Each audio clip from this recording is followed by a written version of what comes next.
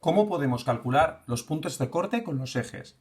Lo primero que tenemos que tener en cuenta es que tenemos dos ejes, el eje X y el eje Y. Por lo tanto, diremos puntos de corte con el eje X y lo llamaremos OX, puntos de corte con el eje Y y lo llamaremos OY.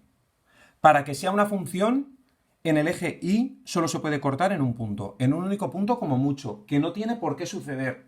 Y tampoco tiene por qué suceder que se corte en el eje X, pero como mucho en el eje Y puede cortarse una vez, y en el eje X puede cortarse desde ninguna hasta infinitas. En este caso, los puntos de corte tienen que tener, como siempre, coordenada X y coordenada Y. Claramente, este que acabo de pintar es un punto de corte en el eje X. La X vale menos 4 y la Y vale 0.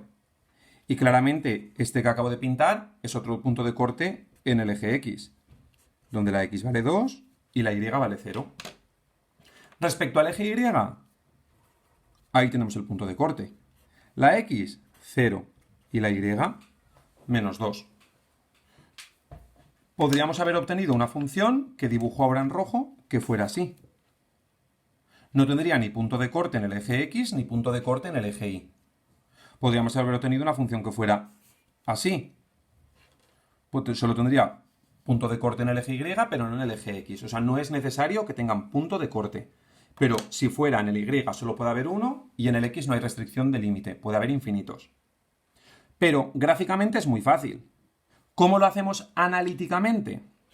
Pues igual de fácil. Primero vamos a ver cuándo hay puntos de corte en el eje X.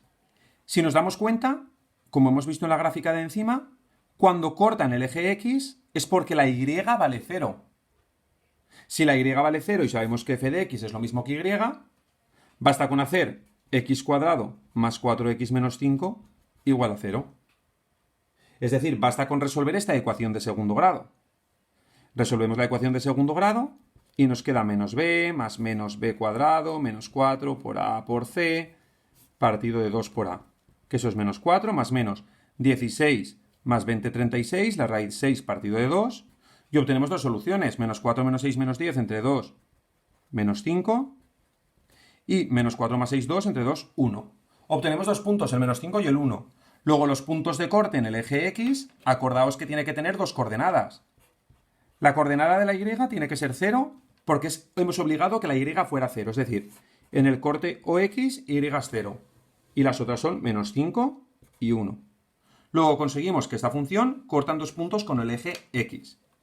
Con el eje Y, al revés. El eje Y hemos visto que la X es lo que vale 0 y solo se mueve la Y. Pues la X 0. ¿Qué hacemos en este caso? No tenemos que hacer más que f de 0. Es decir, sustituir en nuestra función, donde pone x, poner un 0. 0 al cuadrado más 4 por 0 menos 5, que es menos 5. De esta manera obtenemos un único punto de corte, que es el 0 menos 5. Recordad que el eje Y solo podría tener uno, o sea, tiene sentido.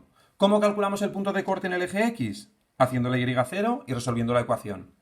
¿Cómo hacemos el punto de corte en el eje Y? Sustituyendo las X por 0 y obtenemos el único punto. Y lo que es muy importante aquí es que siempre deis dos coordenadas, la X y la Y. En el corte con OX la Y siempre será 0, en el corte con OY la X siempre será 0.